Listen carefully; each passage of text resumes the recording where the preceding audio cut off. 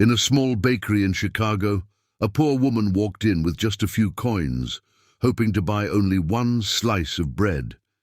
But before she could be turned away, a single dad, who secretly was a CEO, stood up and said 4 words that changed everything. "Sit down, eat first." She didn't know it then, but that moment of kindness would lead to a truth, a job, and a future she never expected. Like, share, and subscribe, and tell us where you're watching from. Now let's get started. Emily pushed open the glass door of the small Chicago bakery, her hands shaking from the cold. She held a few coins tightly in her palm, hoping they were enough for even a single slice of bread. Her coat was thin, her shoes worn out, and her hair tied loosely as if she didn't have the energy to care anymore. People around her noticed, but pretended not to. She approached the counter and whispered, "Can I get just one slice of bread, please?" The cashier hesitated, staring at the coins. Emily's cheeks burned with embarrassment. She already knew the answer. In the corner of the bakery, Daniel Carter, a 34-year-old single dad and CEO of a major food company, watched quietly. He wasn't supposed to be there. He had taken a different route home after picking up his 7-year-old son, Noah. Daniel had always believed that the universe placed people in your path for a reason, and tonight, Emily was that person.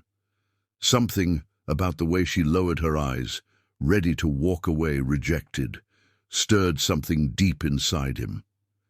He stood up slowly, observing her fragile state. The cashier finally opened her mouth to respond, but before she could refuse, Daniel's calm voice cut through the moment. "Sit down," he said gently. Emily froze. She turned, confused, unsure if the words were meant for her. Daniel stepped closer, his expression kind but firm. "Sit down. Eat first." Emily blinked, stunned. No one had spoken to her with warmth in a long time.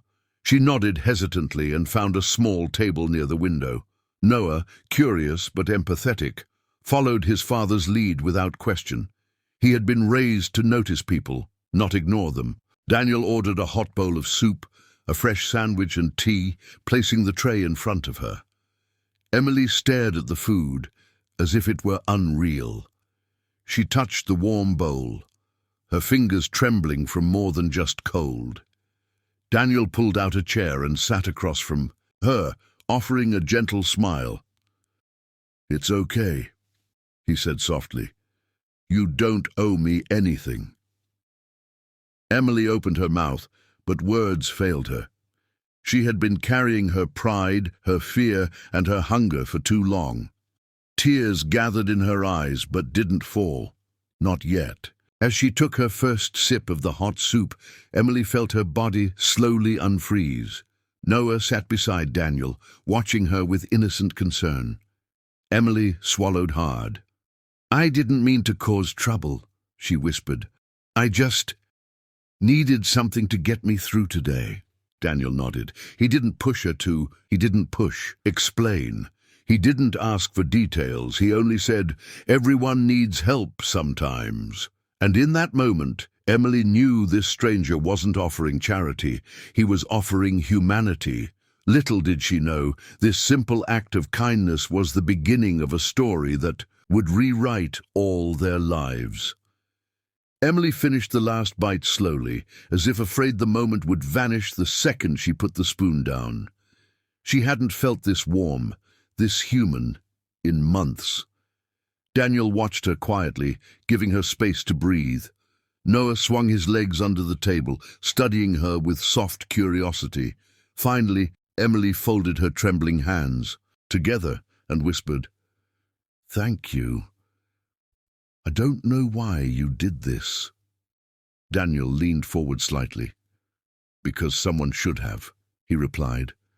"And because you looked like you've been trying to survive alone for too long."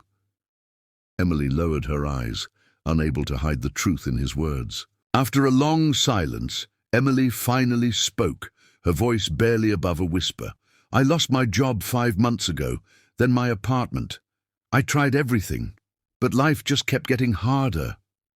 The words broke out of her, like she'd been holding them in for years.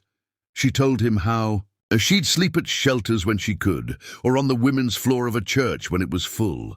She told him how she walked miles each day looking for work, only to be turned away from every door.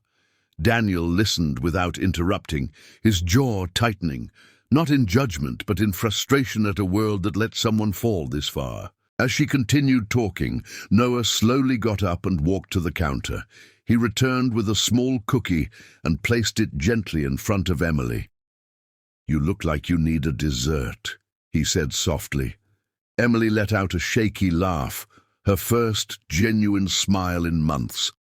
Daniel glanced at his son with quiet pride. Noah had his art, and that was the one thing money could never buy. Emily's smile faded into tears, and this time she didn't try to stop them. "I'm sorry," she whispered. "I didn't mean to fall apart." Daniel shook his head. "You're not falling apart," he said. "You're finally allowed to feel safe." When Emily had calmed down, Daniel exhaled and made a decision, one that surprised even him. "Come to my office tomorrow morning," he said gently. "I run a company that could use someone with your determination." Emily looked stunned. "You don't know anything." "About me," she whispered. Daniel smiled softly. "I know enough. I know you didn't give up, even when life cornered you. People like that are the kind of people I trust." Emily stared at him, unable to believe what she was hearing. For the first time in months, she felt like someone saw her value instead of her struggle. When she finally stood to leave, Emily looked different, not fully healed, but no longer broken. Noah waved at her, and she waved back with a small, grateful smile. At the door, Emily turned to Daniel one last time. "Why me?" she asked quietly. Daniel paused before answering. "Because I've been down before too. And I know what it means when just one person decides you deserve a chance." Emily stepped into the cold night. But for the first time, the world didn't feel so dark. Tomorrow would be her first step toward becoming someone new.